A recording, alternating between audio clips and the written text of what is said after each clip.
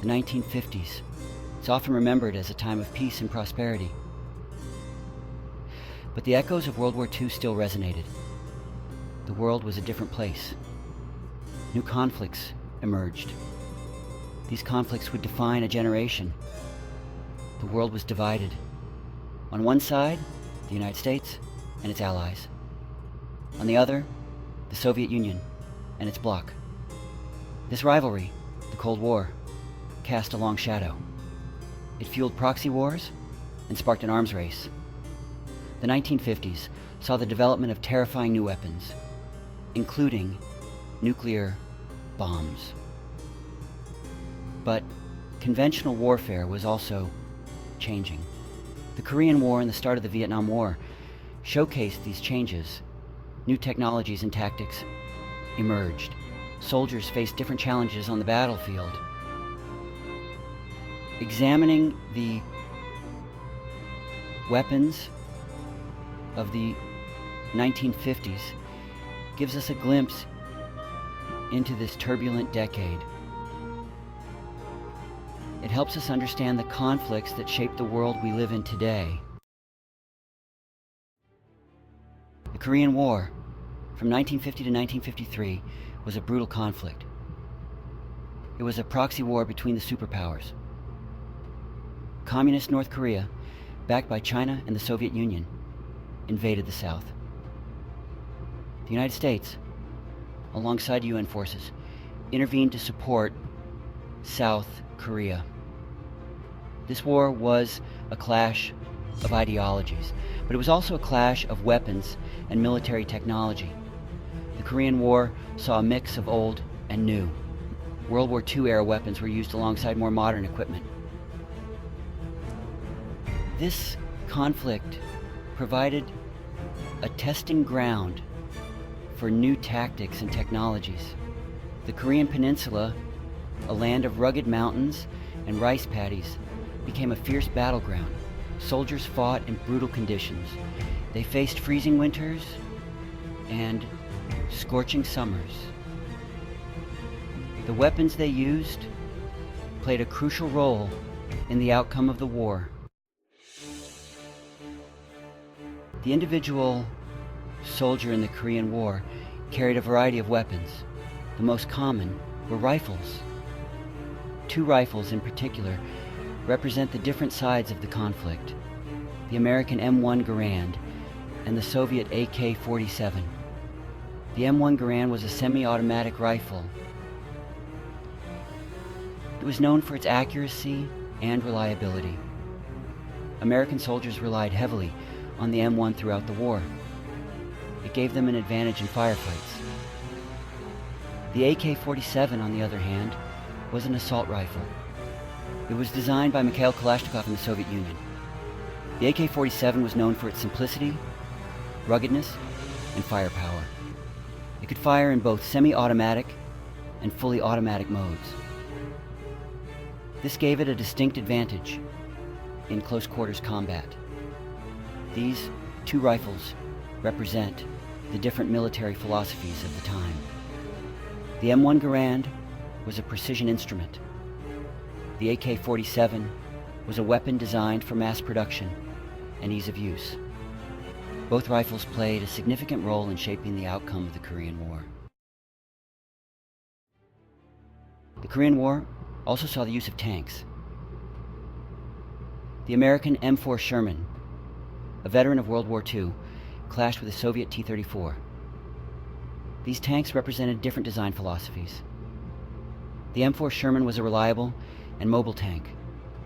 It had a powerful gun, but it was vulnerable to enemy fire. The T-34, on the other hand, was a tougher opponent. It had sloped armor that made it difficult to penetrate. The T-34 also boasted a powerful gun. It could knock out a Sherman from a distance. The tank battles of the Korean War were fierce. They often proved decisive in controlling territory. The T-34 often had the upper hand in these engagements. This forced the Americans to rely on their superior air power to counter the Soviet tanks.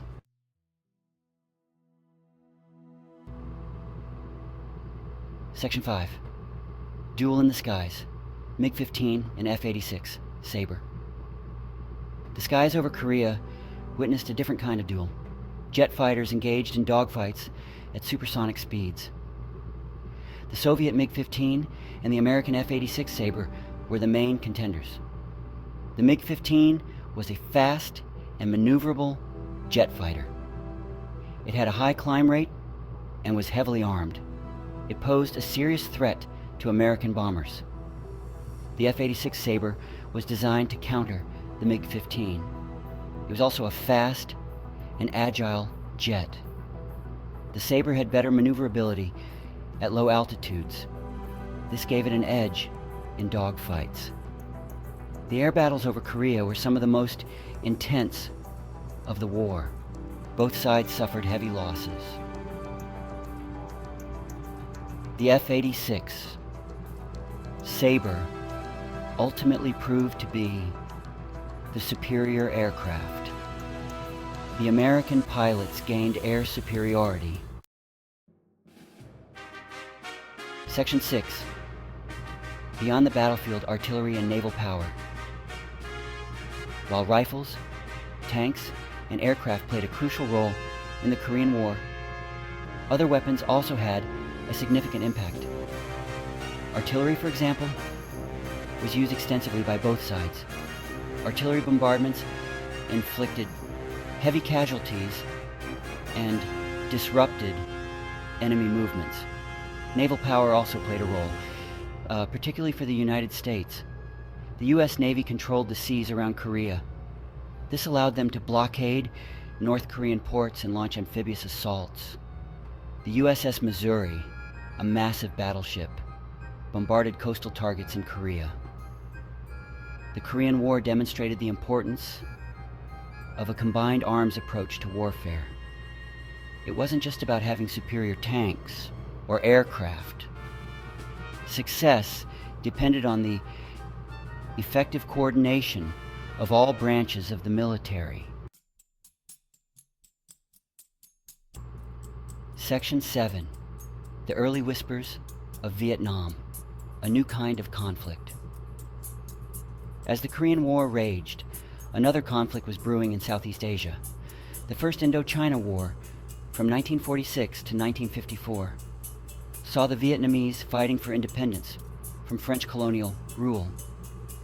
This conflict would eventually escalate into the Vietnam War. The early stages of the Vietnam War were characterized by guerrilla warfare. The Viet Minh, the communist-led Vietnamese forces, used hit-and-run tactics to harass the French.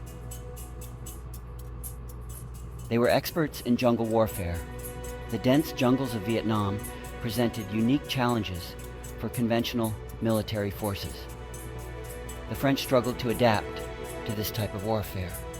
They relied heavily on air power and artillery, but these were often ineffective against a determined and elusive enemy.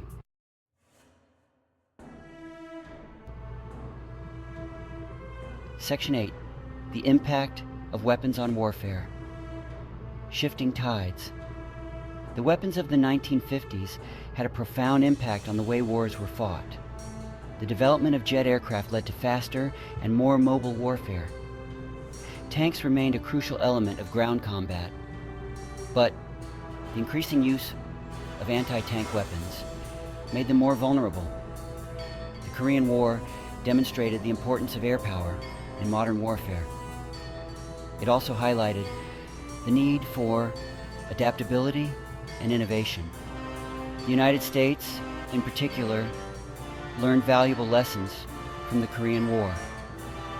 They would apply these lessons in future conflicts, including Vietnam. Section 9. A decade of transition. From World War to Cold War, the 1950s was a decade of transition in warfare. The world had just emerged from the deadliest conflict in history. New technologies were rapidly changing the face of battle. The Cold War rivalry fueled an arms race. This led to the development of even more deadly weapons, including nuclear bombs. The Korean War and the early stages of the Vietnam War showcased these changes. They demonstrated the enduring importance of conventional warfare, but they also highlighted the need for new tactics and technologies to counter the evolving threats of the Cold War era. The 1950s laid the groundwork for the conflicts that would follow. It was a decade that reshaped the landscape of warfare.